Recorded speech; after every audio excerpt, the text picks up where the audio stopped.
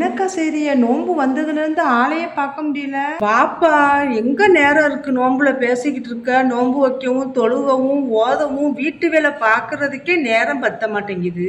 ஏக்கா, ரமலான் மாதம் வரும், மனசுக்கு சந்தோஷமா இருக்குல்ல? ஆமாப்பா, அமல்கள் செய்யறோம்ல. ரமலான் தொடங்கியதும் சுவனத்தின் கதவுகள் திறக்கப்பட்டு நரகத்தின் கதவுகள் மூடப்படுகிறது, சைத்தான்களுக்கு விலங்கிடப்படுகிறது என நபி ஸல்லல்லாஹு அலைஹி வஸல்லம் அவர்கள் சொல்லியிருக்காங்க. அப்ப சைத்தானை கட்டி போட்டதுனாலதான் நம்ம அமல்கள் செய்யறோமா? அப்ப அவனை கட்டியே போடலாம்ல, அவுத்து விடாம. அதுதான் நம் வாழ்விற்கான சோதனையே. அதிலிருந்து நம்ம வெற்றி அடைவதுதான் நம் சாதனையே. என்ன சொல்றிய? ஆமாப்பா, சைத்தான் அல்லாஹ்விடம் சொல்லியிருக்கான், உன் அடியார்களை தவிர அனைவரையும் வழி கெடுப்பேன் என்று. நம்மளும் அல்லாஹ்வுடைய அடியார்களாவே இருக்கணும். அப்படியாக்கா?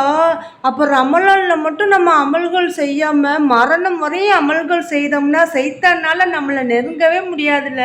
ஆமா, இதுதான் உண்மை.